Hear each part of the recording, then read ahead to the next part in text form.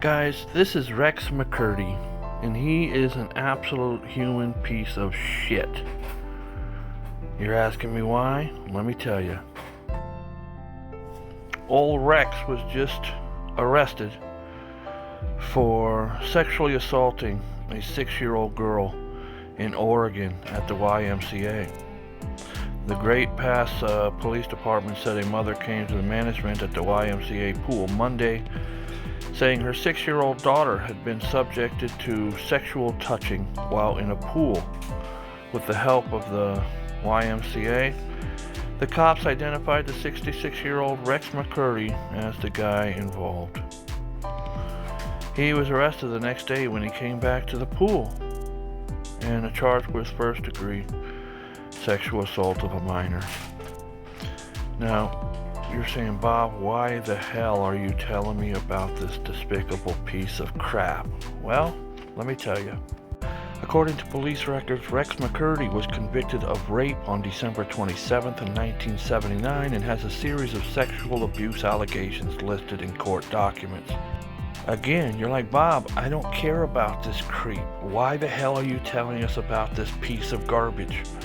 Well, I'm telling you about this piece of garbage because in 1978 he tried this same shit on my family and was beaten half to death by my family. We caught him, and I'm going to tell you the whole story right now. I have 2 older brothers and a younger sister who wasn't born when this picture was taken. That's me on the right, the cute one. It's my brother Gene in the middle, and my oldest brother Bill on the left. Here's us 4 kids with my dad, and my little sister Mary is in his lap. In 1978, our town, Fairfield, California, we finally got Showtime, and we were all home except my dad. He was at work because he worked at the post office at night. My brother Bill was in his room, Mary was down the hall in her room, and me and my brother Gene, there in the black, were in the living room watching Showtime. Our front door was open, but we had a large, solid screen door that you could see out or see in, and it was closed. And my mom said, Bobby, someone just walked by the front door. I'm like, what? I walked outside with my dog, and there the dog started barking like crazy, ran over to a bush, and there was this creep inside the bushes. Both my brothers came running out. Bill in the green had an axe handle and started beating the guy with an axe handle. Gene in the black was a badass, and he started kicking the guy and stomping him out. And me on the left there, I was crying for them to leave him alone, because the guy said he was just in the neighborhood looking for some buddy of his.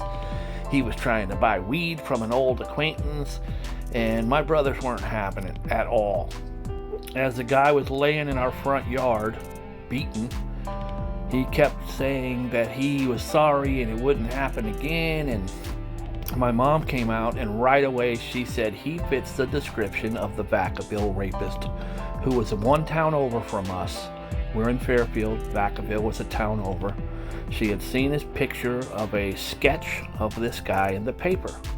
So we called the police. He said, please don't call the cops. Please don't call the cops. I have a warrant. I wasn't doing anything. Well, they called the cops regardless. The police showed up. He did not have a warrant. That's where I got a red flag. I'm like, why is he lying about having warrants? He didn't have a warrant. Well, cops questioned him and let him go, beaten as he was. He didn't press charges, and the cops couldn't do anything because he was on our property, right underneath my little sister's window, of all things. Anyways, well, the next day he went back to Vacaville, where he raped a woman, and then he actually called her the next day or so and said, look, I'm sorry, I have your purse. Why don't we get together and talk about what happened? The woman said, sure, let's do that. They met at an A&W, which was a burger joint for the A&W root beer chain.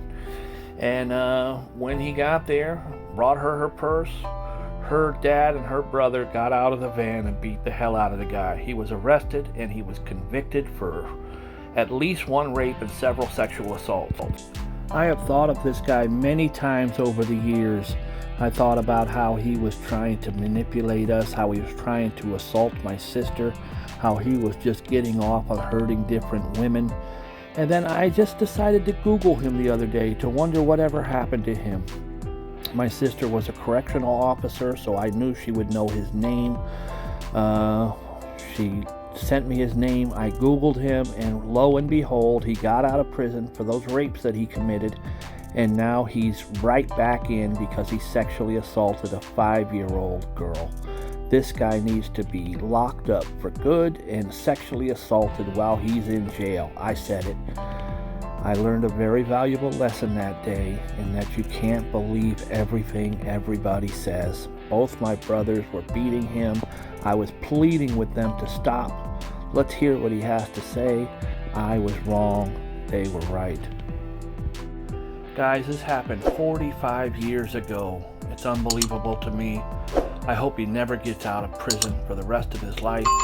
Leave your comments and let me know what you think. I tried my best with the information that I had. God bless you.